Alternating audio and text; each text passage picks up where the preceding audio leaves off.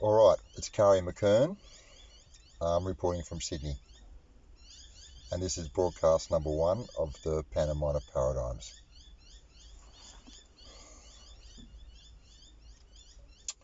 I want to talk about foreign policy and Australia's place in the world, and things like that. The Australian Strategic Policy Institute, it was said, was more influential with the Morrison government than DFAT or Defence. We all know that prominent Australians and media personalities are fellows and board members. But I tend to think that every sentence in their reports is somehow simultaneously paranoid, partisan, and self-righteous. And to me, the Australian Strategic Policy Institute is like a failed institution, and a dangerous institution. And I want to talk about why I think that.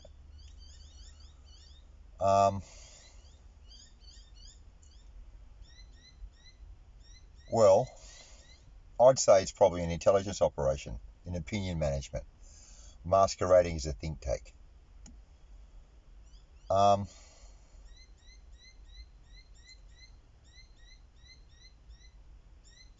And I've gone on about it for a bit, and I accept that some good people are going to think all I was showing was like a treasonous lack of respect for my betters, the good sense of my peers, and all I'm thinking is, what a fucking pain in the arse this is. It'll spoil everything just when I'm getting a bit popular.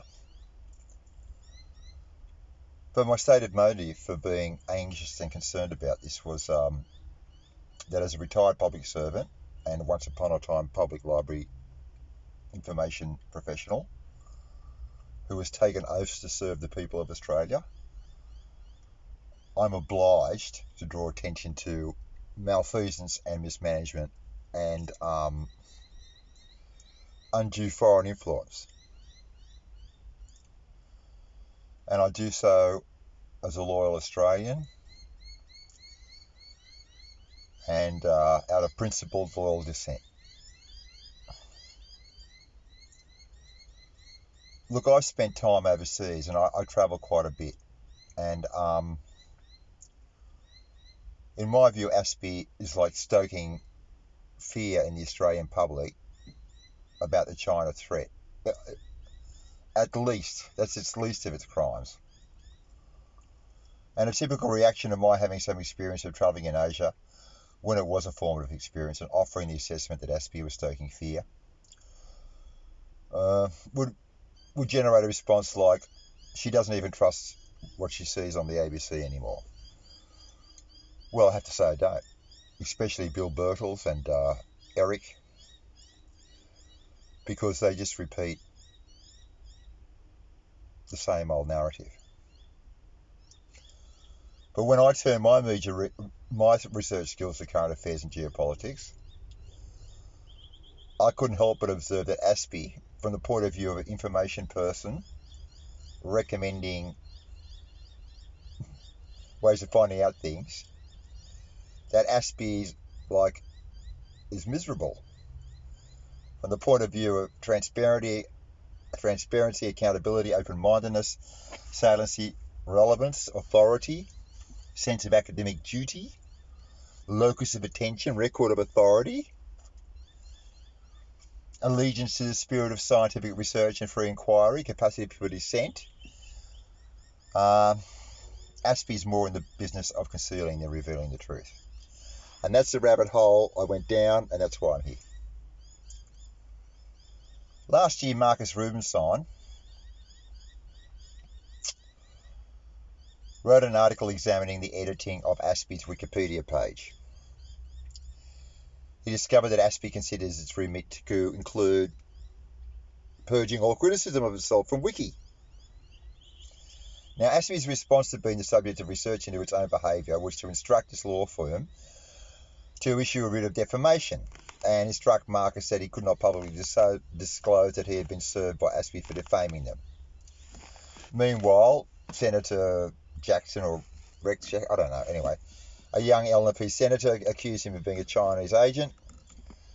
But subsequently, and why I'm doing this broadcast finally, after many, many years of talking about doing such a broadcast, is to express some satisfaction that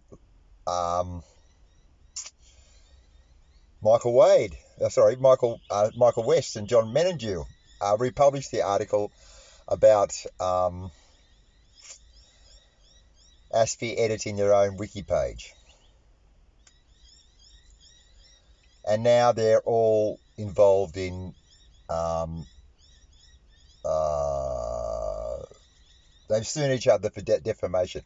And Jeffrey Wade is involved. Now, Jeffrey Wade, I've been on Twitter for a while, and I've seen a lot of Jeffrey Wade and curious about this and that, and I happened to come across Jeffrey Wade, and I thought, wow, who is tweeting this virulent, nasty nonsense from the Parliamentary Library all day? Well, no surprise, he's one of the protagonists in this defamation suits that are now flying around town, and somehow ASPI are paying Jeffrey Wade's legal fees.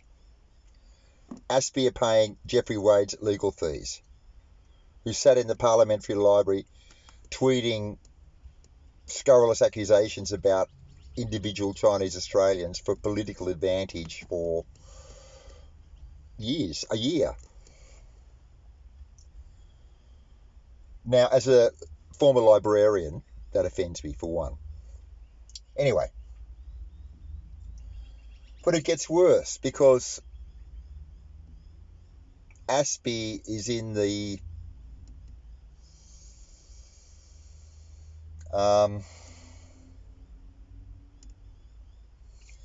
business of digging up dirt on China to feed the...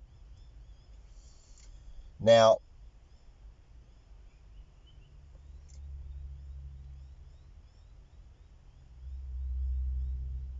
I stand by my conviction that ASPI's analysis and papers, including its assessments of Xinjiang, are fundamentally flawed. And that ASPI is dangerous because it serves to mould Western opinion and not inform it.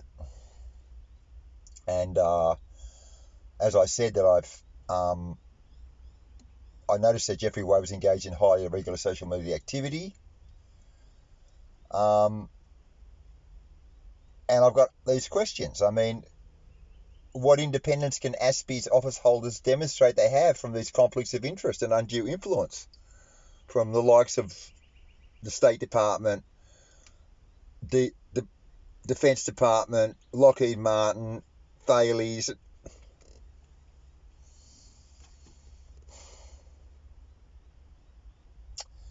Anyway, a few days ago, I finally noticed that, as I said, Jeffrey West and John Menadue are also being sued for defamation.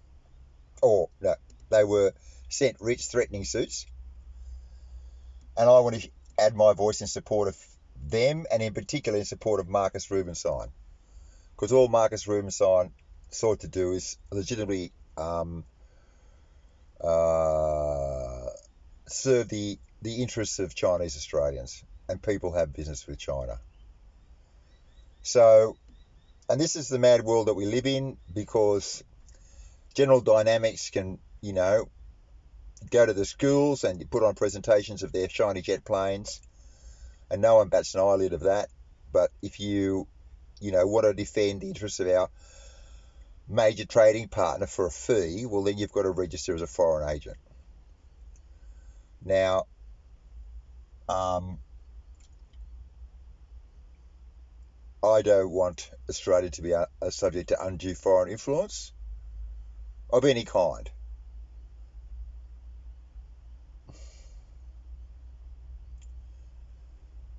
And if we have to swap truth for security, well, then what are we fighting for anyway? Anyway,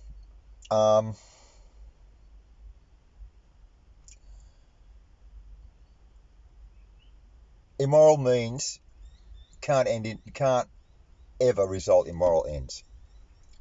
And going along with the Americans who had promised independence to the Vietnamese and then reneged was the beginning of Australian involvement in the last bright shining lie that led to disaster for us in Vietnam, and we must not go down that path again.